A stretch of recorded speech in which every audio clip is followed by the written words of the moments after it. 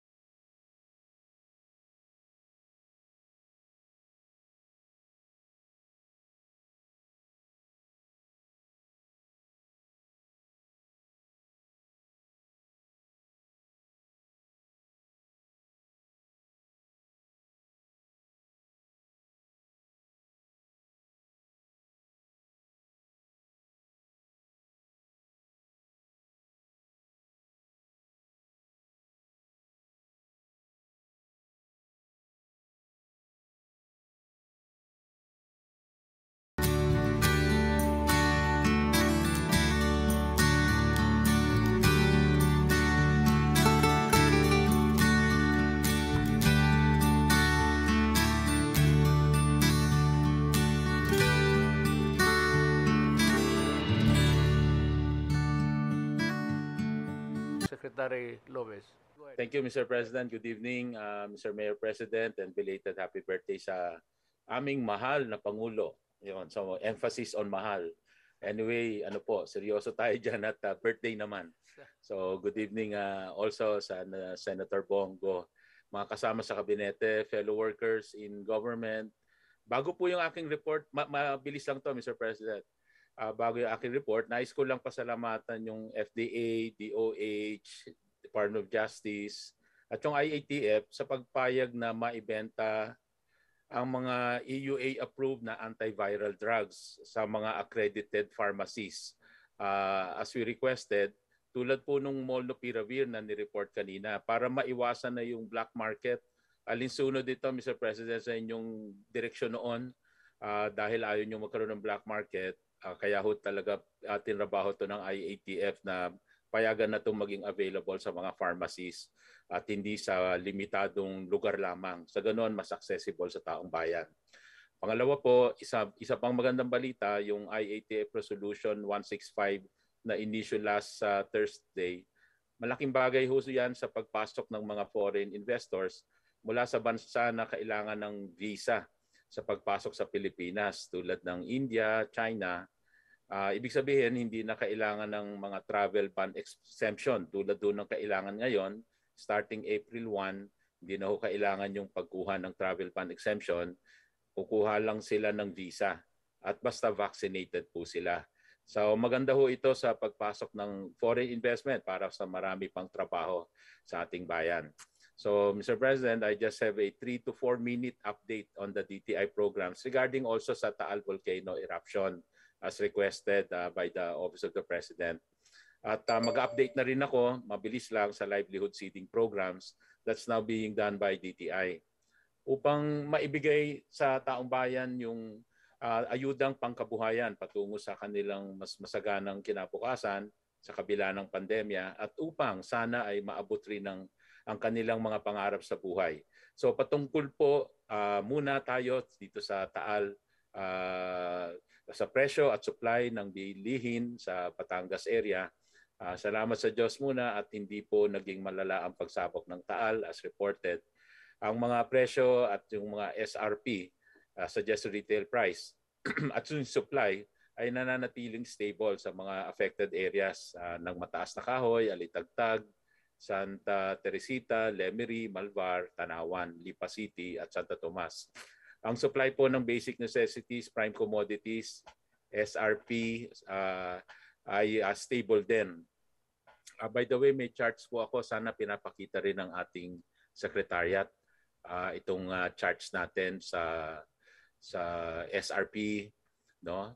Tapos patuloy po ang pag-monitor ng price at supply sa Taal, Agoncillo, Laurel, Balete at iba pang high-risk cities and municipalities. So doon na tayo sa susunod po. So yan. Marami rin pong supply ng basic necessities sa merkado. Ito ho yung chart na to. Example, yung canned sardines, yung mga sardinas, 18 to 50 days ang inventory sa manufacturer pa lang. At pagdating sa mga tindahan, retailers, 59 to 65 days. So maraming stocks. No? Ito yung days inventory. Sa pagdating sa mga canned meat, 14 to 56 days ang range ng inventaryo sa manufacturer sa mga planta. At dun sa mga grocery supermarket, meron pang mga more than 2 months, 62 to 72 days. Pagdating sa gatas, 25 to 52 days inventory sa planta ng manufacturers at sa retailer, 23 to 41 days. Instant noodle, 12 to 14 days sa manufacturer at sa retailer, 28 to 32 days. Yung harina naman po, meron tayong 90 days inventory. So 3 buwan. Pagdating sa medical devices din po, next chart, sagana ang supply at stable yung prices. Dala na rin ang pagbaba ng kaso ng COVID. Next chart please. So nandyan po yung presyo ho, yung N88 face mask, yung regular face mask, nagre-range sa 160 to 267 na lang ngayon per piece. Ang N95 mask, malawak ho, 10 pesos to 89 pesos per piece ang range ng presyo. The oxygen tanks, 15 pounds, 2,700 to 5,500 pesos per tangke. Next chart. Pagdating naman ito sa assistance sa affected MSMEs, dyan po sa Batangas area, total number of kits for distribution sa pangkabuhayan at pagbangon at ginawa, PPG in Batangas is 1,228 livelihood kits. Sa DTI Batangas, we are continuing to validate and profile more beneficiaries. We applied po for exemption sa COMELEC ban. Umattend na ho kami ng hearing para ito yung mapagpatuloy yung pagbibigay ng distribution ng livelihood kits. Dahil nagta-target tayo ng mga 300 to 400 livelihood kits distribution per province per month, lalo na dito sa April, May, June, sa mga huling buwan po natin. Our office will undertake the necessary reallocation itong livelihood kits to affected livelihoods surrounding Taal Volcano. Next chart. Ito pong mga susunod na chart, mabilis na to, show and tell na ito ng mga livelihood kits distribution na ginagawa po natin sa pangkasalukuyan. Dito sa NCR muna, 2,800 kits in 2021 hanggang ngayong end March 2022. Ito na ang na-distribute natin. Region 1, 1,000, next chart. Region 1, 1,400 kits in 2022, January to March pa lang yan. Region 3, considering yung last year, 11,481 livelihood kits for 2021. Region 4A, 536 livelihood kits. Ongoing pa yung mga bidding for procurement. Region 5, 465 kits. Region 6, 1,800. Meron ho for distribution tomorrow. Sa Cebu, mataas po, mabilis po sila. 8,156. January to March pa lang of this year. Inapura ho yan dahil dito sa Typhoon Odette, yung mga biktima dyan ho sa Cebu. Na mabilis natin na ipakalat yung 8,000 livelihood kits.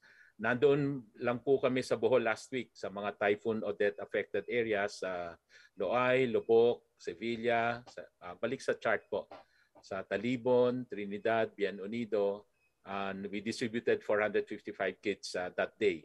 Pati sa Region 8, yung susunod na chart, 1,162 kits itong first 3 months.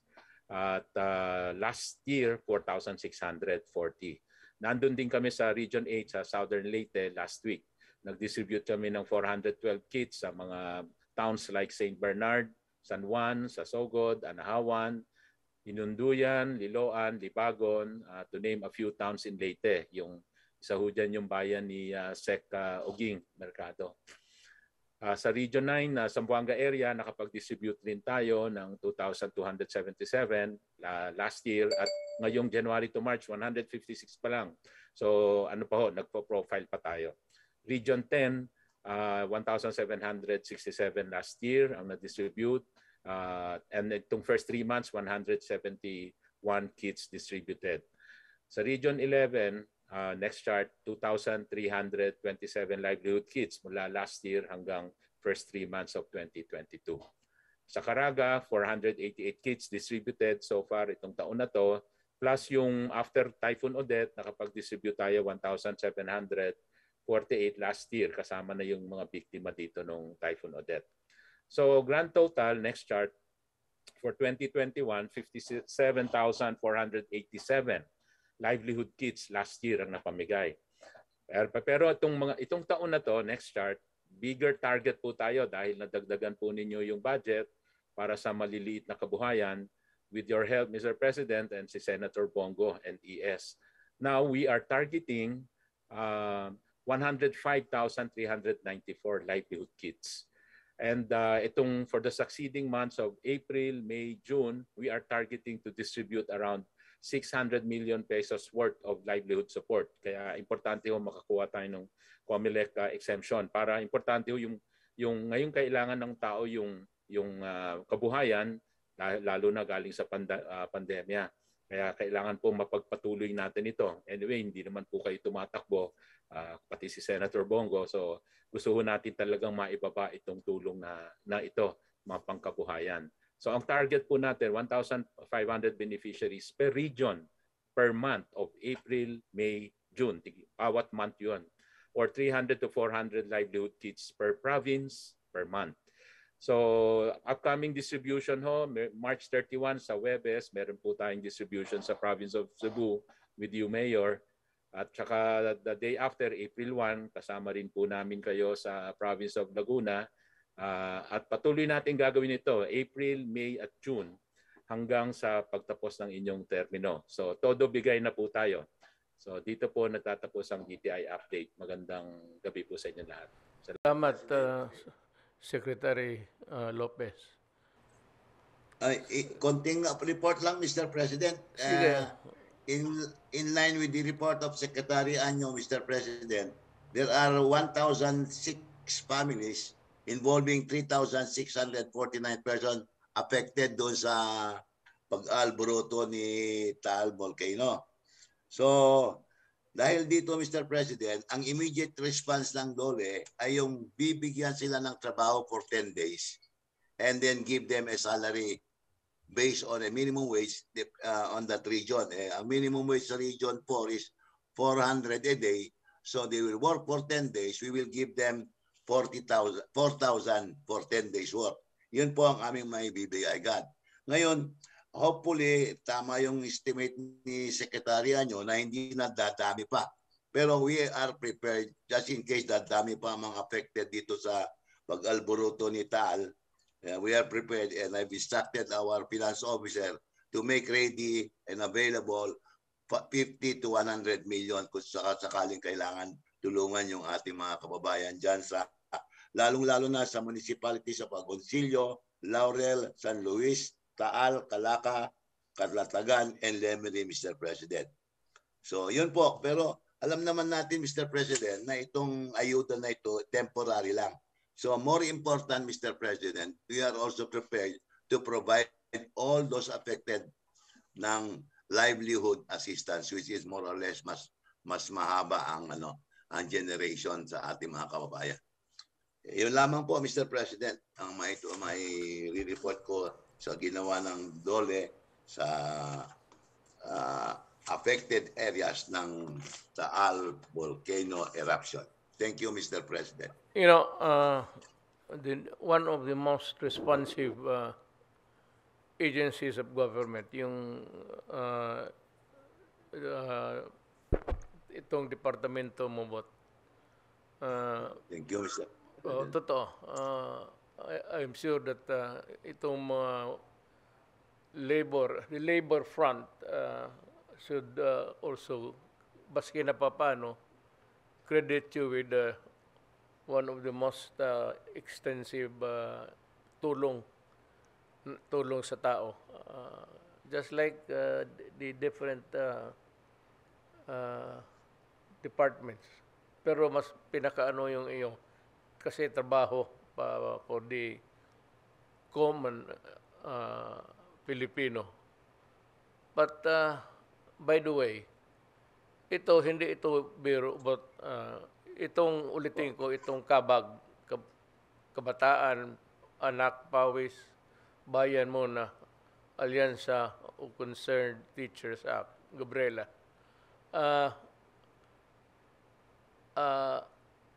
I agree with the what they have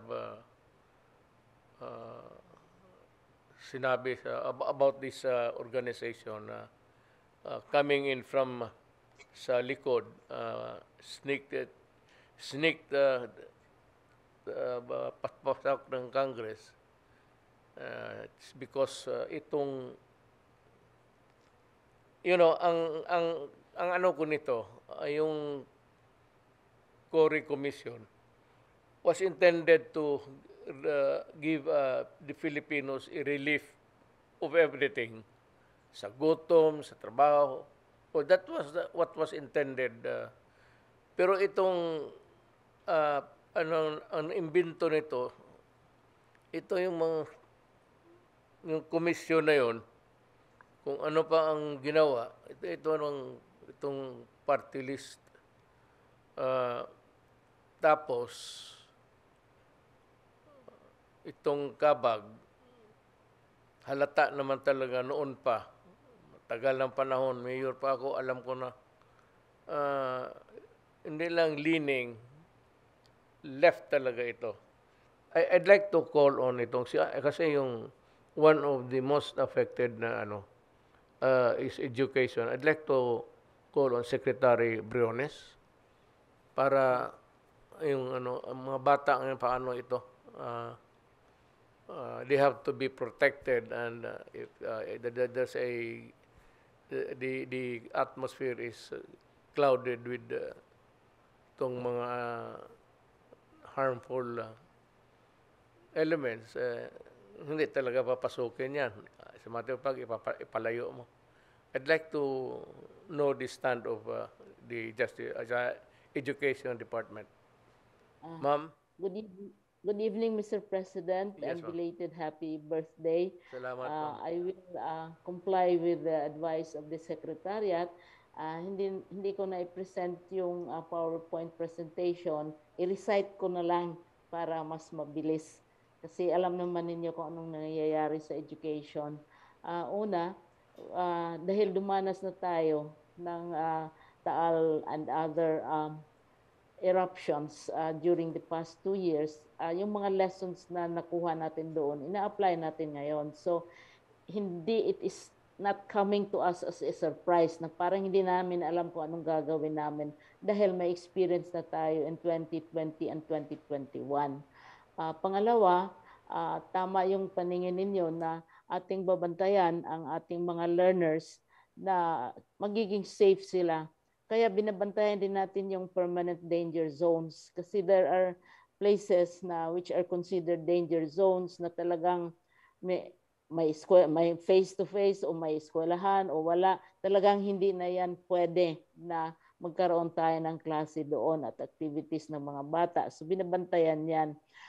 Pangatlo, ang policy kasi natin originally, Mr. President, dinidiscourage natin na ginagamit ang ating mga schools na evacuation centers kasi may expose yung mga bata and na-discuss na natin yan sa cabinet. But in the case of Taal and other major disasters, pumapayag tayo under your advice.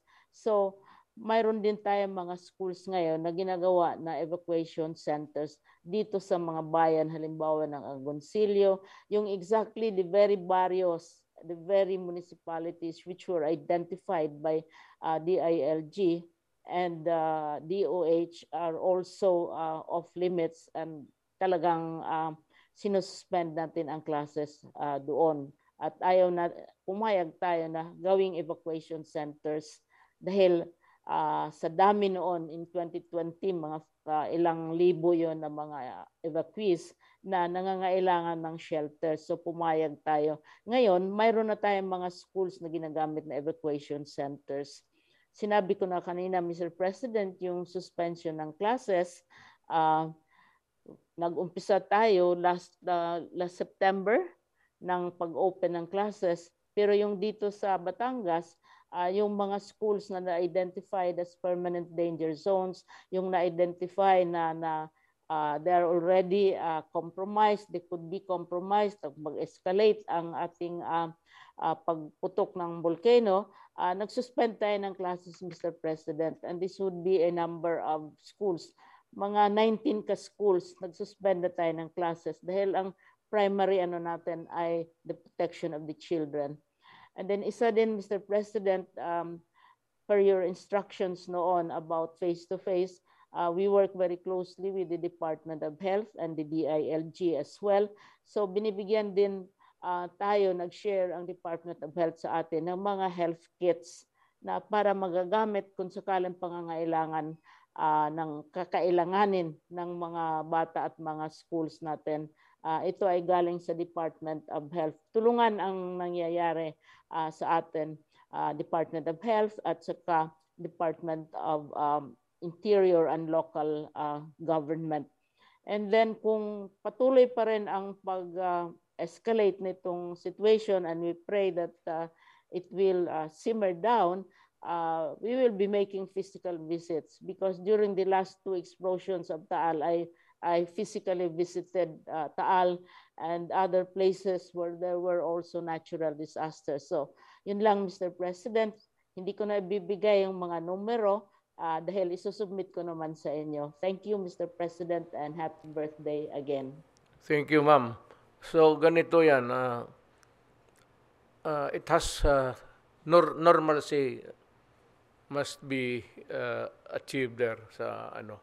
Yes. Pag hindi pa normal situation, then it would be on the side of prudence na huwag na natin expose yung mga anak. Yes, So, salamat for the information. I'd like to call merong si Vice Chief of Staff, si Lieutenant General Gloria, if you have something to say, sir. Yes, sir. Good evening, Mr. President. I will just give a brief information on the efforts of the AFP as regards to the humanitarian assistance and disaster response in connection with the recent eruption of Taal volcano. For the actions taken of your armed forces, the General Headquarters placed Southern Luzon Command under HADR Red Alert status effective March 26, 2020. Furthermore, Southern Luzon Command activated the Joint Task Group TAAL in order to synchronize the efforts of AFP units involved in the HADR operations. As regards our resources available, we have a total of 968 personnel who are currently dedicated to assist in HADR operations.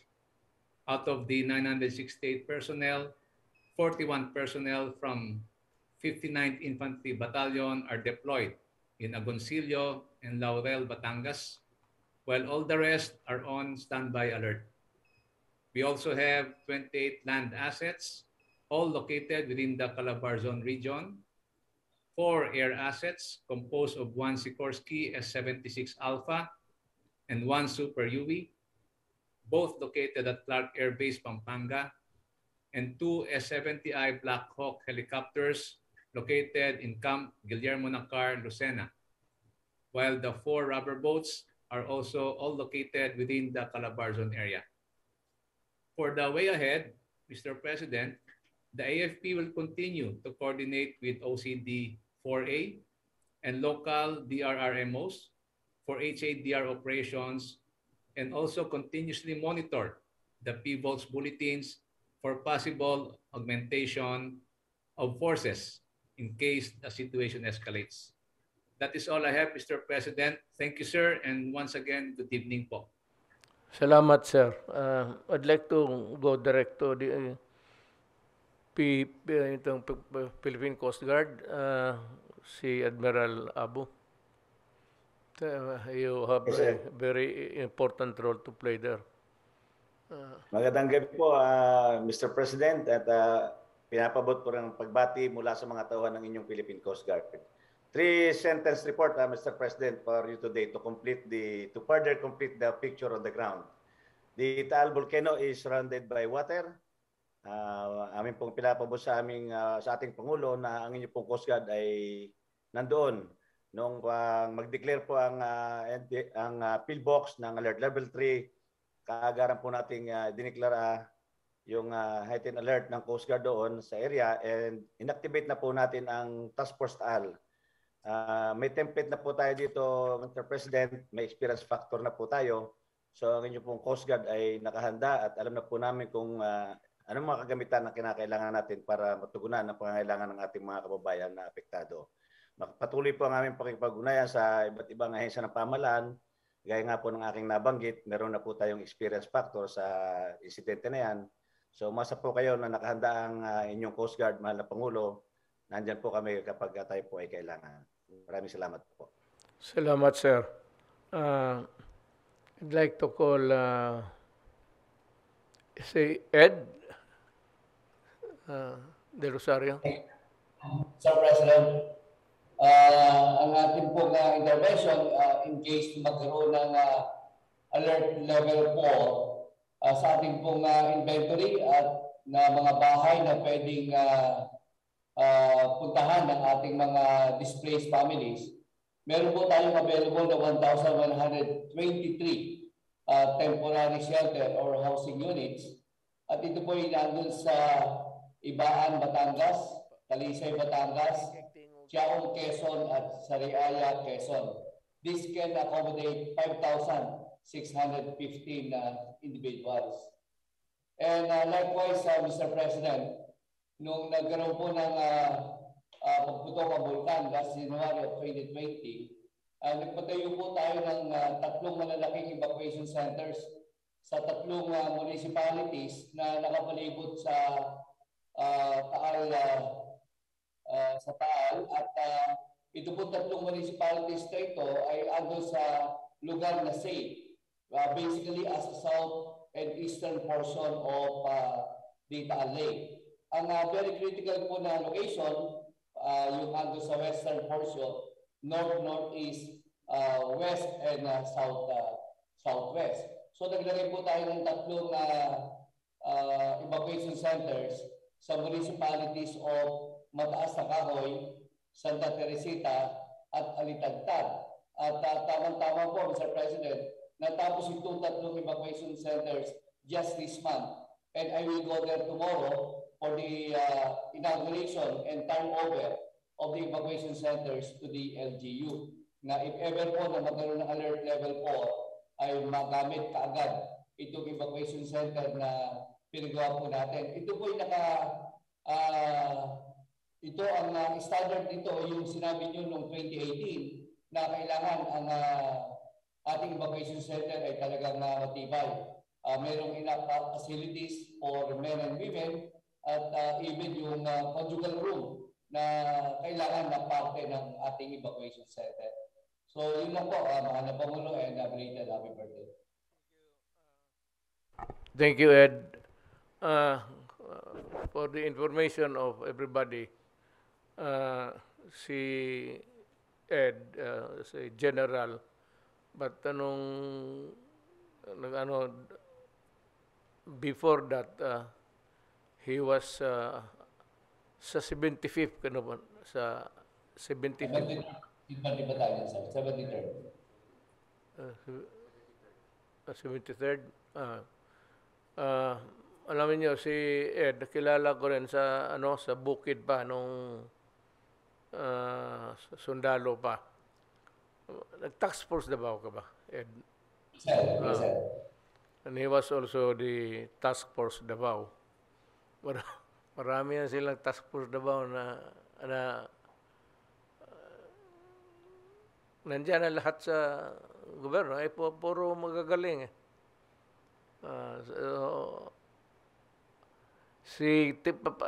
Pakinggan ko ito si yung DPWH again. What steps are being taken to just prepare for any eventuality. For example, like an eruption on a large scale. Thank you very much, Mr. President. Happy birthday again, Mr. President. Salamat. The Department of Public Works and Highways plan of action for the Taal volcano. As a response to the recent Taal volcano activity, DPWH personnel and equipment are ready to be deployed to assist in the event of need for evacuation of people in affected areas and to carry out clearing operations of national roads. The quick response teams of DPWH Regional Office 4A, Calabar Zone, and all its 16 district engineering offices are ready in case another explosive eruption happens. Part of our action plan is to reestablish DPWH command centers is strategically located around the volcano to make response operations efficient. DPWH ground personnel will ensure that national roads and bridges in the area are passable and shall identify alternative roads for response operations. They shall also provide temporary structures to restore mobility when necessary. Our preparedness measures, sir, is the activation of DPWH DRMM teams of regional and district engineering offices. Is strategically pre-positioned quick response assets like equipments and manpower for response operation. Submission of all DPWH available assets that can be used by the logistic cluster during disaster and post-disaster operations. Monitoring the status of the volcano and also our roads and bridges. Clearing of national roads and identification of alternate routes for response operations. Provision of alternate road network to and from the affected areas to facilitate unhampered delivery of goods and services. Top partners like private contractors to assist in clearing operations if DPWH manpower and equipments are insufficient. provision for temporary structures to restore mobility when necessary. Situational reports shall be prepared by the concerned regional district engineering offices and shall be submitted every 6 hours to the DPWH central office. Situational reports shall contain the following information: name, location of the affected road sections, situation with affected major road sections, action taken on damaged sections, preliminary cost estimate to repair, restore the damaged sections, and remarks indicating whether or not the damaged section is open to all types of vehicles, the toll roads available, and estimated time of repair. We have also priority category of damages. 1 involves immediate rehabilitation of collapsed bridges, cut road sections, bridge seawalls, and dikes. 2 involves ordinary repairs, such as patching of potholes and the like. 3 involves minor repair works and or improvement to prevent further deterioration, such as repair road section. We have inventory of 554 equipments, 3,345 manpower spread in Region 4A. We have Region 5 and NCR, Mr. President. We have also some available evacuation centers within the proximity of Taal Volcano. Evacuation centers at Santa Rosa, Laguna, in Carmona, Cavite, Tanawan, Batangas, San Pascual, Batangas. There are also in Imos, San Juan, and Santo Tomas, Batangas, Lubo, Batangas, Bawan, Batangas. We have also evacuation building features, which we can accommodate evacuees with male toilet and bathroom buildings, female bathroom buildings, laundry, drying, office, and infirmary building, generator room, pump room, garbage disposal, with a capacity of 500 individuals. Another feature are covered court converted to evacuation space, mess hall with kitchen, storage area, play area with breast feeding room, conjugal space. We have clinic, prayer room, and generator set. Another capacity of 534 individuals. That's all for the Department of Public Works and Highways, Mr. President. Ed, I'm talking to Secretary De Rosario. Yung bang Yes, yung evacuation center mo, is that entirely different from the evacuation center being erected by the DPWH? Yes, sir. That's the design that was made by the National Housing Authority, and the design that we are following was the one the President approved way back in the latter part of 2018. Ito, sir, yung design na may mga kwarto, may health facility, at convertible that can be a social for athletics and social gatherings, or if there are trainings that would be conducted in the LGU. But once converted into evacuation center, it has different rooms and that can separate also the toilet and bath for males and females. And then these are conjugal room for privacy of married couple. I do not know if the DPWH is following the standard that was approved by the President for the evacuation center.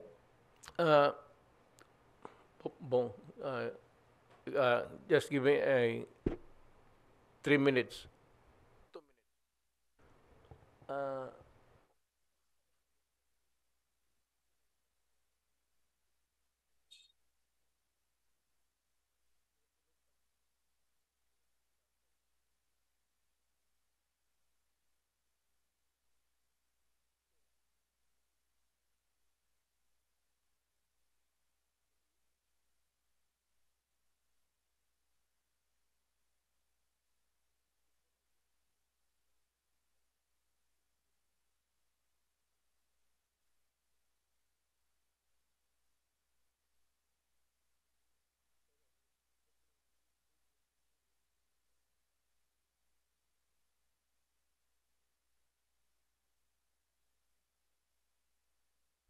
I'd like to, yung kay inyong, bigay mo lang sa secretariat, the place yung evacuation center mo, Ed, pati yung sa iyo, sa, yung sa DPWH na ano, gusto ko tignan. At I may have something, assistance rin, added assistance to sa inyo. Pero gusto kong tignan.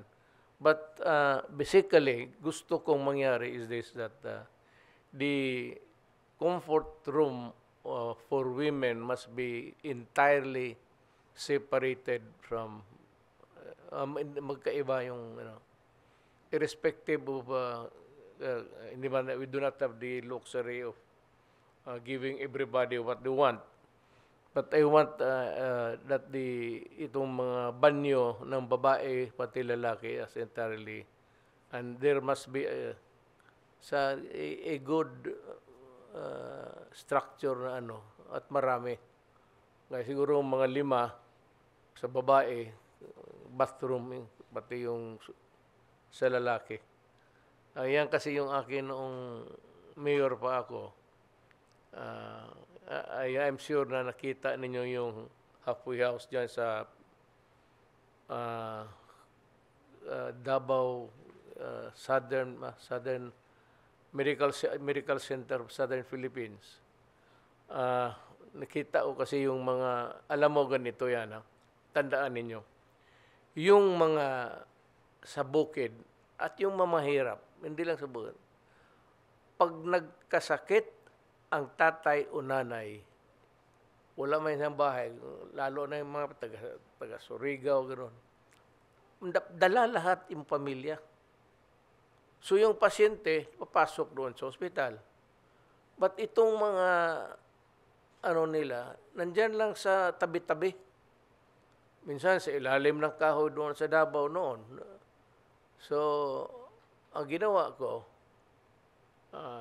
nasabi ko na ito, tinawag ko yung, alam ninyo, kayong dumaan sa Davao, alam ninyo yan. Sino yung mga milyonaryo na kaibigan ko, dinala ko sila isang gabi. Sabi ko, pakainin ko, I'll pay for your meals. But after that, may puntahan tayo. So, dinala ko sila. Sabi ko, kita mo yung mga tao dyan, mga bata. Nakahiga lang sa simento kasi yung mahirap nga eh. Pag lalo ng tatay pag nagkasakit, baba yan doon sa Davao Medical Center for Southern Philippines. Nandiyan lahat ng mga bago eh. Lahat ng cancer. It's really a medical center for Southern Mindanao. Galing Bukidnon, magbaba. Dito, Davao del Norte, Davao del Sur. Lahat yan. So, dyan magpuntaan as far as Cotabato for the cancer patients.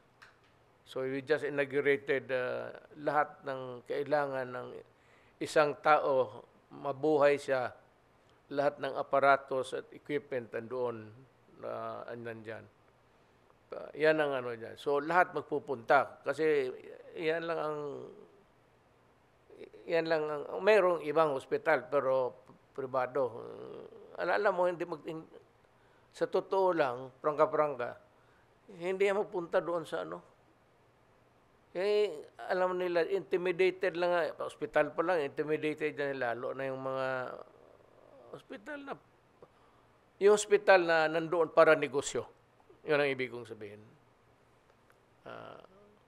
So, lahat so what they did, yung sabi kong nila kong milyonaryo, tinuro ko sila ay emergency room tapos lahat. Sabi ko, paano to? And this has been for the longest time ganon ang sitwasyon. Hindi lang ako makabigay na kaya gusto kong pumunta doon sa That's the reason why I want to go to the place where you erected that evacuation center. Kasi bago ako whatever, hindi ko you cannot complete the all that you have to do gusto mo eh. Baka magawa ko yan sa remaining days ko. Yung lahat ng pera, hati-hatiin ko na lang para sa yung tulugan ng mga tao. Halfway house. Parang ko sa Davao, siniparate ko the kitchen for the Islam believers, mga Muslim, iba yung for the Christians. At iba yung talaga, 5 comfort room para sa laki, 5 sa babae. So, ganon ang ginawa ko. Pero sa tulugan, na sila? It's a very simple structure. Tapos nilagyan ko sila may nagregalo sa akin na malaking TV. Hindi naman ako tumatanggap ng So binigay ko doon sa kanila. I hope it's still working there. I mean the things that I provided them. Gusto ko whatever is there remaining para sa akin, which I can ibuhos ko na lang evacuation center. Gusto ko tignan. Lalo na kung maawa sana itong mga local officials, yung mga government hospitals. Huwag nilang kalimutan yung halfway house. Kasi yan, parang all entourage. The entourage will go down. Mga bata, ang mangyari niyan, magkasakit na tuloy, one after the other, because they are in the hospital. And the contamination is very near or entirely possible. So tignan ko para baka ma-distribute ko lahat ng pera na dapat gastusin ko, ubusin ko na para sa yung sinasabi ninyo. Paiwan na lang natin sa kung sino yung presidente. Kung magandang sa loob nila, kung maganda yan, sundin nila. Now, we have through with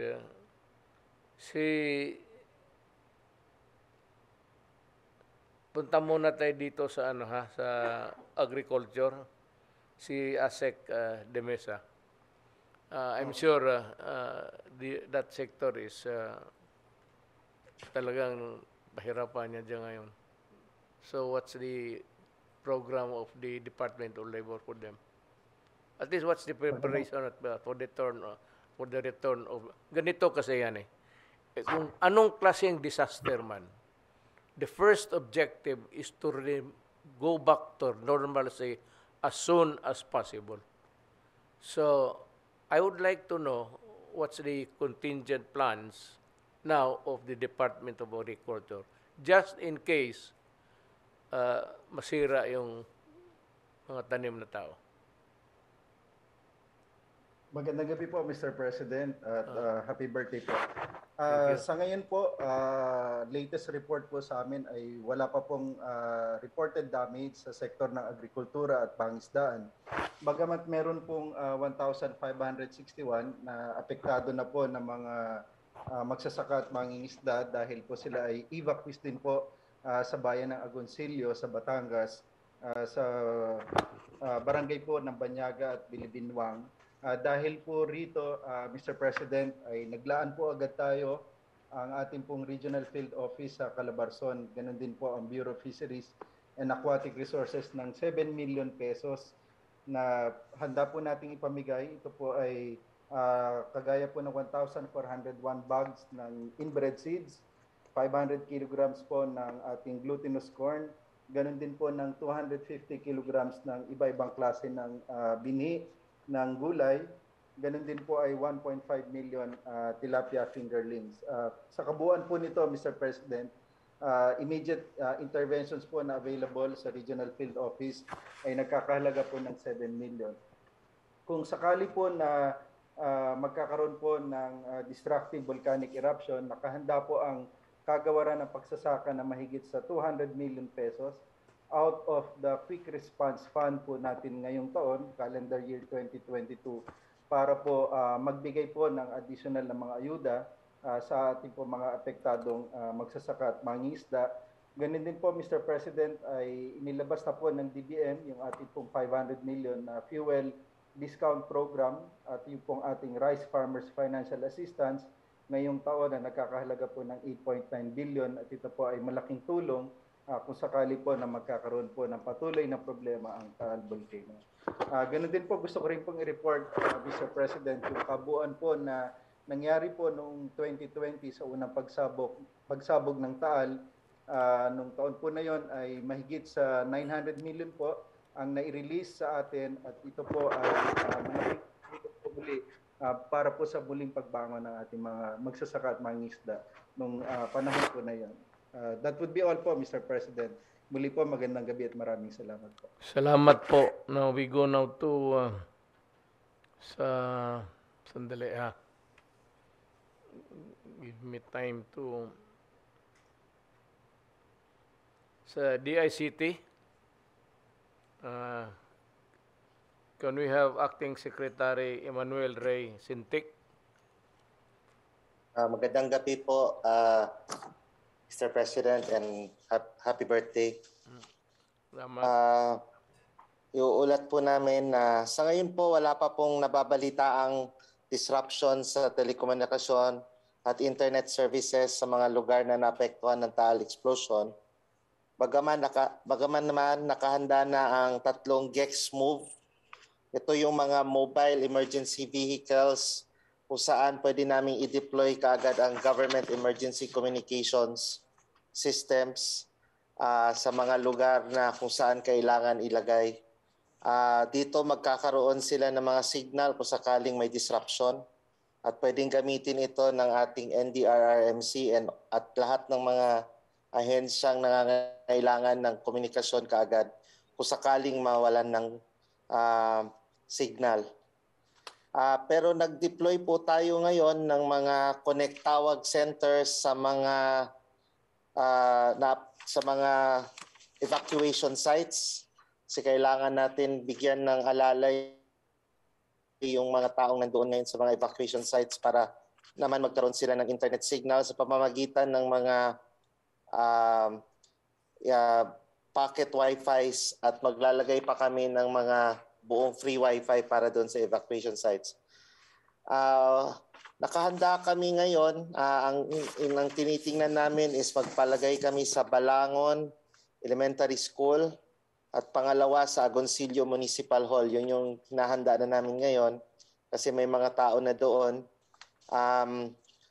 Pero handa pa kaming magdagdag kung kailangan doon sa mga lugar na i-identify ng NDRRMC na paglalagyan ng mga free Wi-Fi para naman doon sa mga taong nandun sa evacuation sites. Ayun lang po, Mr. President, at again, happy birthday. Thank you. Gusto kong marinig si Chief PNP, si General Carlos. Are you there, sir? Magandang umaga po, Mr. President. Okay, on the side of the Philippine National Police na naging parte po ng ulat na amin po kalihim, Secretary Ed Año, yung amin pong efforts dito po sa Taal Volcano. Patuloy po yung amin pong deployment ng amin pong mga police para sa mga evacuation center at yung pong control points at sa atin pong sa mga pagpigil kung maaaring sa looting pag yung ating pong pagpapatrolya. Yung amin pong CMAT, yung amin pong Critical Incident Management Action Team ay activated on the day that the alert level 3 was designated by PhilBox. So tuloy-tuloy po yung amin pong Police Regional Office Calabar Zone na nagbabantay at yung amin pong mga reserve forces sa Campo Crame ay nakahanda rin po para makaresponde kung sakali pong magbago po yung sitwasyon. At doon tama po, Mr. President, yung inyo pong naging statement earlier tuloy po yung aming pong pag-iimbestiga dito sa mga nawawalang sabungero. Yung ating pong pulis, sa una pa lang pong pagkakandak ng Senate hearing ay pinag-utos ko po kaagad ang paglalagay ng mga pulis na to sa holding area o holding unit. At ngayon po, after the third hearing, sila po ngayon ay nilagay po namin sa amin pong holding unit dito po sa Campo Crame para humarap sa kaso nung sila po ay ma-identify po ng pamilya ng biktima. So tuloy-tuloy po yung efforts natin dito sa missing sabungeros at hindi po namin titigilan hanggang hindi po natin natutukoy yung mga personalities behind this pagkawala ng mga sabungero po. Yun lang po, Mr. President, and happy birthday po mula po sa Pambansang Pulisya. Salamat, General Carlos.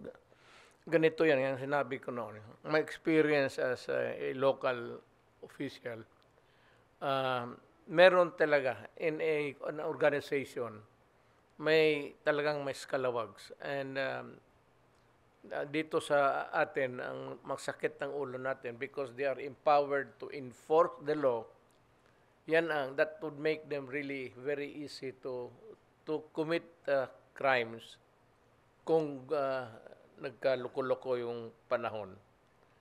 Kaya I'm not surprised. I'm sure you are not also kasi na minsan may mga krimen na hindi pwedeng mangyari kung walang participation ng police. So I'm not saying that yung police na were named in the congressional investigations, that would be too early. But in the past, if we go into the hindsight of things, yung talaga sabi ko na noon na problematic talaga itong police. Sa karami kasi, sa karaming tao na i-supervise mo, kumari lang talagang araw-arawin mo, meron talagang mga gago na, ano yan sir,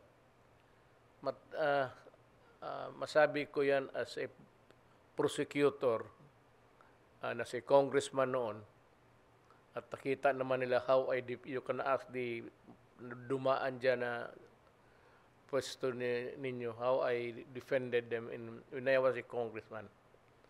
Pero alam ko talaga na because they are vested with the authority to enforce the law, hindi kapag tataka kung bakit ganun sila. Matalagang, unlike the army, hindi ko naman sabihin na it has something to do with the person, no. Because ang army kasi, disiplinado, kasi they are geared to fight every day, kung maaari lang. Tapos, hindi man sila sa makalabas ng kampo. Itong mga tao natin they go around enforcing the law, and as a matter of fact, they get involved into something, a crime. Mas madali kasi sa kanila maggalaw, mag-aresto ng tao, magpunta doon, arestuhin kita on whatever pretext or reason. May magsabi ang tao, pag pulis, sumasama talaga yan. Gaya kung mag-raid. I do not know if the police there were really involved. Masyadong maaga pa yan. Pero things are becoming, there's an evolving story now. It includes the police, yung sinabi mo na sa holding status na. Masakit talaga. Ako doon, ang masakit na ulo sa akin, ang mayor ako, yung pulis. Araw-araw yan, hindi magbugbog ng asawa, tapos gano'n, magpaputok ng baril. Tapos, kaya ako, sir, pinagbawalan ko talaga yung pulis mag-inom. Hindi lang dyan sa labas. I do not, talagang sinasabi ko kanila. Huwag kayong mag-inom at huwag kayong maamoy kung lasing kayo kasi magkakadiferensya talaga tayo. Ang sinabi ko sa kanila, hindi ako nag-ano, but since you are under my supervision. That's according to the law. Sabi ko, kung ganon kayo, mag-inuman, either, lalo na kung naka-uniforme, bawal talaga. At saka sabi ko, huwag kayong mag-inom. Kasi pag nag-inom kayo, iba na yung bakbakukang sa ulo eh. At yung iba naman, yung talagang mga crime-oriented. Ibig sabihin, hindi pa na pulis yung mga gago na talaga yan. But by and large, sabihin ko sa tao ngayon, we have a good police in our country. But if you guys, baski na sa anong probinsya may makita ka talaga na the smart elect, yung tagang, saka yung mga parking dyan, pinapasukan, negosyo, ganun. Well, of course, kung stricto yung mayor, at alam nila, ang mayor na alam, matawagan anytime, matawagan ka man, or anybody who would matter na masumbong nila yung mga kalukuhan ng pulis. Pero I said, kung tanungin mo ako, problematic, pero kukunti lang yung 250 something yan. So may mga gago talaga dyan na hindi minsan bago okay pa yan sa later on. I said, and we better watch out itong wala na ako by that time. I said it's just evolving. Kailangan ikaw malaman mo kung totoo at hindi. You yourself. Limitado lang kasi tayo sa batas na we cannot go around just accusing people, even if it's your police organization. We are not allowed to do that. As a matter of fact, just the convenient answer would always be, imbestigahan na lang yan. At kung may kaso, file. And which is really the nearest thing that you can do. You have this case, i-unravel ninyo, and then file the appropriate charges. Walang meron ng dyan. Malaman mo na kung alam ko malaman mo rin. Sooner or later, alam ko kung malaman mo kung ano talaga ang nangyari. So, just keep on with your investigation. I congratulate you for the handling of an organization that's so huge that I said you cannot discipline everybody. You cannot answer for all the things that they do because simply the organization is just too big for you to handle.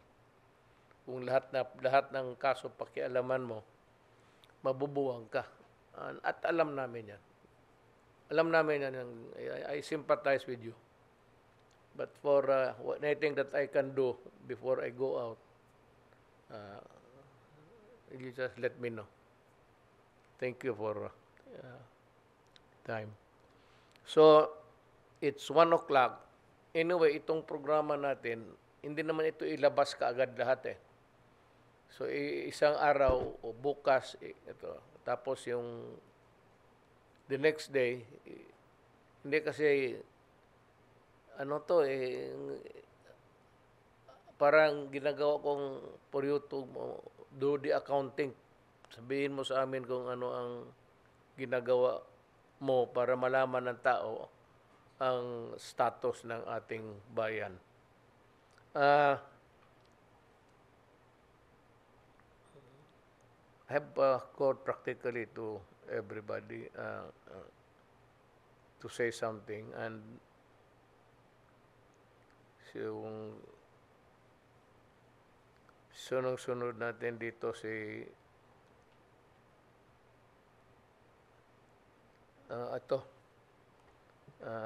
after that we'll call the DNR, then si Vince Dison, Unahin ko lang itong si Energy. Sigurado ito. Si Yusek Puentebella ng DOE. Sigurado may problema tayo niya pagka nagputok yung bulkan. So, Good morning, Mr. President. Yes, sir. Go ahead, sir. Yeah. Wala pa pong nare-report na issue patungkol sa power interruption tulad po ng nasabi kanina ng OCD. Sa ngayon po, nung nagpatawag ng emergency meeting ang Office of Civil Defense and the RRMC, nandun po ako mismo nung Sabado. At nag-utos lang po tayo na nagbigay tayo ng guidance sa ating mga gasolinahan na ipunuin yung mga gasolinahan doon para masiguro po na kung kinakailangan mag-mobilize, puno po yung mga retail outlets natin. So far, sir, kahit nag-evacuate na sa 5 barangay, wala pong problema sa power. And yun po ang report ng Department of Energy, sir. Sir, thank you. Then we go now to sampul na sa DNR. I just wanted to complete the report of PBOX and NDREAMS about our air quality in Tagaytay and some areas, no, in we have established 3 stations in Tagaytay, in Nasugbo, 1 in Agoncillo, and 1 in Laurel. And we found out that the air quality in the area is still good. Hindi pa masa-masa katawan yung air quality reserve. Now our forward actions are, we will donate practically all our confiscated forest product to the DSWD if needed.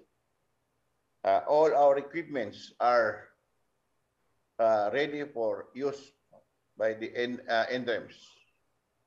We also instructed our field offices to be 24 hours monitoring of the activities. And we also instructed our field offices to provide a 24 hours provision of assistance and to be very active in the action of the NDREAMS or NDRAMC. Yun lang po, mahal na Pangulo. And belated happy birthday. Sir, salamat. I'd like to thank everybody, lalo na kayo dyan sa maybe only the regular cabinet members next time. Saka hindi naman lahat, ma'am, na kay Secretary Briones. Hindi ka rin natutulog ng maaga, no? Siguro sa katrabaho, sa karami na trabaho mo. At least sa inyo, alam ko, minimum niyan is 12:00. Sa trabaho kong ito, lahat trabaho ninyo dumadating sa akin. Tapos gusto na. Kaya maawa naman kayo na sabihin ninyo si Duterte, ganun. Tatrabaho na nga ako.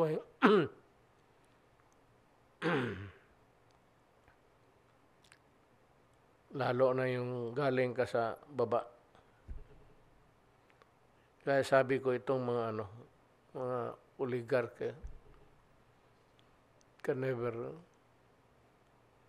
kayong iba dyan, hindi ko tinanggap yung election contribution ninyo, campaign funds. I never regretted it, or I do not regret it. Pagdating ng panahon, iyari kayo lahat. No, sinabi ko, tapos na ako dyan, nagawa ko na. Yung corruption na wala nagawa ng Duterte, tapos na. Sabi ko, yung corruption doon sa itaas. Kaya kayong mga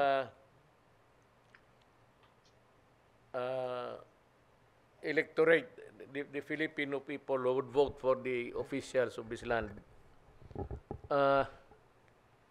may mga tao dyan na may isang senador, I'd name him si Gordon, siya yung may kaso, siya yung parang parot na maingay na may sa hindi pa nga niya kumpleto yung tinagtuturo na sila because nagalit because tinawag ko yung attention niya na yung wag mong barahin si Secretary Duque. Okay, salamat and it has been a very accelerating atmosphere to joining you in government with you in government. Salamat. Magkita-kita pa rin tayo. Yes, sir. Yung cabinet, maybe the last meeting, just to say hello and goodbye. Salamat po.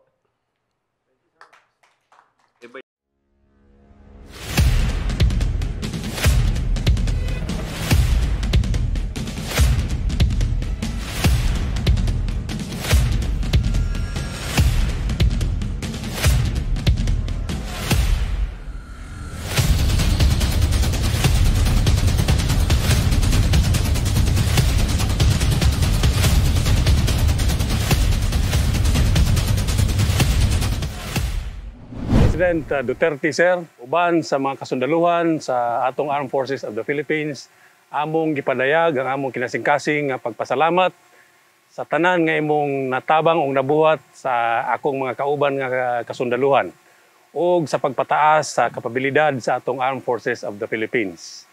Karong adlaw, uban sa tanan nga mga kasundaluhan sa AFP, kami mipadayag sa among greeting nga malipayong pagsaulog sa imong adlaw nga natawhan.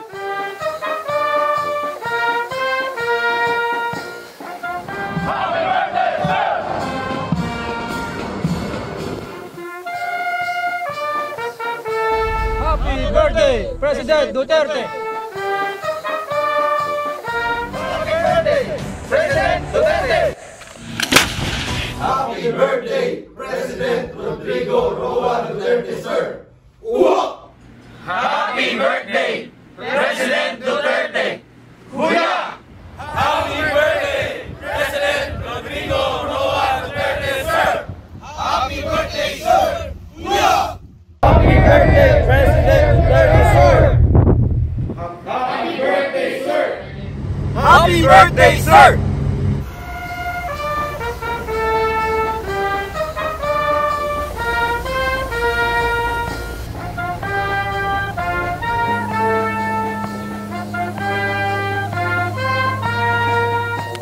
Happy birthday, sir!